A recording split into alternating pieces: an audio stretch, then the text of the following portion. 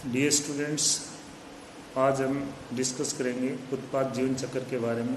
Product life cycle, उत्पाद जीवन चक्र की क्या क्या अवस्थाएं हैं, उसकी क्या क्या विशेषताएं हैं और विभिन्न अवस्थाओं में जो उत्पादक है उसके द्वारा अपने उत्पाद के ज़्यादा से ज़्यादा बिक्री बढ़ाने के लिए क्या क्या उपाय किए जाते हैं, इन सब का हम आज विस्तार से अध्ययन करेंगे।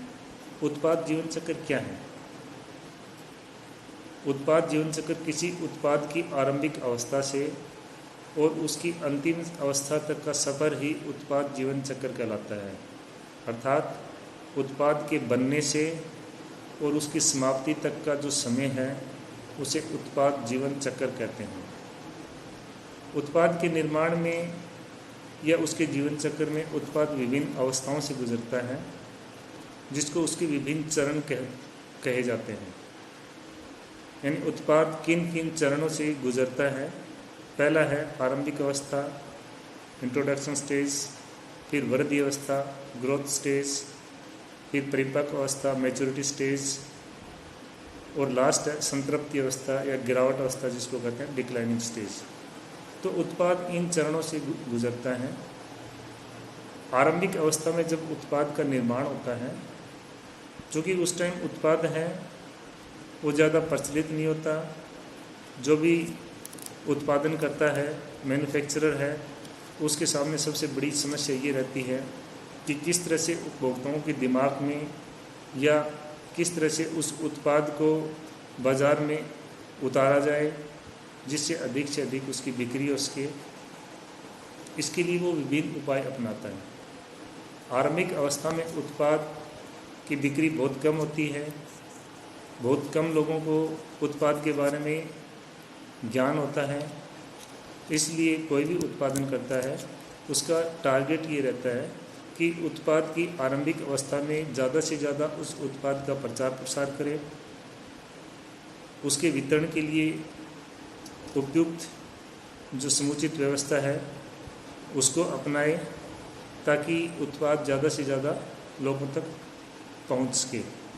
हालांकि इस अवस्था में उत्पाद में जो लागत है वो बहुत ज़्यादा आती है, क्योंकि एक तो उसकी बिक्री कम होती है, साथ ही साथ जो स्थायी लागत है वो ज़्यादा होती है।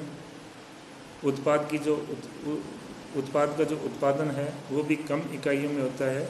इसलिए आरंभिक अवस्था में उत्पादनकर्ता को ज़्यादातर नुकसान होता है। लेकिन उसको बाज़ार में अपने आप को बनाए रखने के लिए, उस उत्पाद का ज़्यादा से ज़्यादा प्रचार प्रसार करने के लिए, उसकी बिक्री बढ़ाने के लिए विभिन्न तरह के उपाय उसके द्वारा अपनाए जाते हैं। दूसरी जो अवस्था है वृद्धि अवस्था, उसमें उत्पाद ज़्यादातर उपभोक्ताओं के दिमाग में पता चल जाता है, उपभोक्ताओं को उस उत्पाद के बारे में पता चल जाता है। उत्पादक है वो अपने उत्पाद में अगर कोई कमियां हैं उसको दूर करने की कोशिश करता है, उपभोक्ताओं से फीडबैक लेता है कि किस तरह से उस उत्पाद को ज़्यादा से ज़्यादा उपभोक्ताओं के लिए उपयोगी बनाया जा सके। और इसमें उत्पाद एक कम्पिटिटिव स्टेज में आ जाता है, यानी प्रतिस्पर्धात्मक श्रेणी में आ जाता है, क्योंकि दूसरे बहुत से उत्पाद होते हैं जिससे उत्पादनकर्ताओं को उससे प्रतिस्पर्धा करनी पड़ती है। इस अवस्था में उत्पादक अपने उत्पाद के बारे में ज़्यादा से ज़्यादा विज्ञापनों के माध्यम से या दूसरे कोई जो सेल्स प्रमोशन टेक्निक्स हैं वो अपनाकर उत्पाद की बिक्री बढ़ाने की चेष्टा करता है। तीसरी जो स्टेज है परिपक्व अवस्था, इसमें उत्पाद अपनी चरम सीमा पे होता है, यानी जो उपभोक्ता जिस उत्पाद को जिस रूप में चाहते हैं उत्पादनकर्ता उसी रूप में उपभोक्ताओं को उपलब्ध करवाने की कोशिश करता है। सबसे बड़ी जो समस्या है वो उत्पादनकर्ता के सामने ये रहती है कि किस तरह से उस उत्पाद की क्वालिटी, उसकी गुणवत्ता और उपभोक्ताओं के दिमाग में उस उत्पाद को बनाए रखा जाए। बहुत से ऐसे जो उत्पादों में ऐसी स्टेज आती है कि उत्पादन परिपक्व अवस्था के पश्चात और गिरावट अवस्था में आता है। लेकिन उत्पादनकर्ता को ये करना होगा, उसके लिए मेंटेन करना होगा अपने उत्पाद को कि बदलती हुई जो सिचुएशंस, परिस्थितियों के अनुसार अपने उत्पाद को किस रूप में उपभोक्ताओं के सामने पेश करें। इसमें उत्पादनकर्ता को लाभ होता है, लेकिन साथ ही साथ उसकी जो लागत है उसमें भी वृद्धि होती है, क्योंकि कई बार उत्पाद को गिरावट अवस्था या संतृप्त अवस्था में पहुंचने से रोकने के लिए उसको कई तरह की रणनीति अपनाई जाती हैं। जैसे उत्पाद में कोई परिवर्तन करना, उसकी कीमतों से संबंधित कोई नीति निर्धारण करना, ये सब उसके अंतर्गत आता है।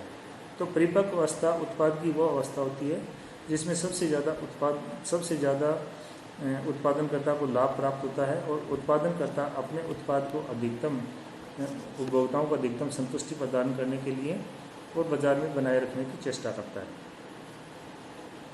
अंतिम अवस्था है गिरावट अवस्था।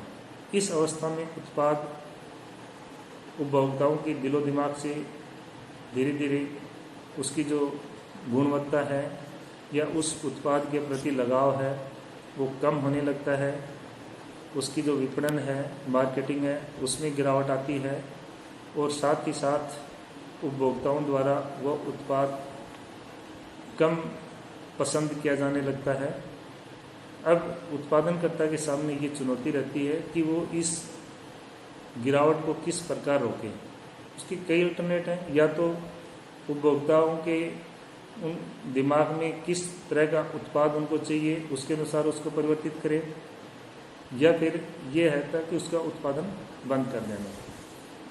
तो विभिन्न अवस्थाओं में उत्पाद अपनी आरंभिक अवस्था से आरंभ होकर और गिरावट अवस्था तक पहुंचता है।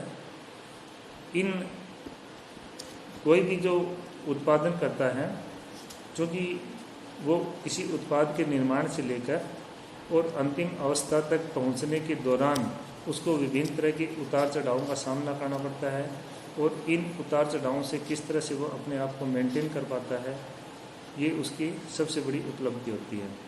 तो उत्पाद जीवन चक्र है, क्योंकि ये जो जीवन चक्र है ये हर प्रोडक्ट में आता है, हर उत्पाद में आता है। उत्पाद एक आरंभिक अवस्था से होता हुआ वृद्धि अवस्था में, परिपक्व अवस्था में और अंतिम गिरावट अवस्था में पहुंचता है और उसके बाद उत्पाद है वो मार्केट से हटा लिया जाता है।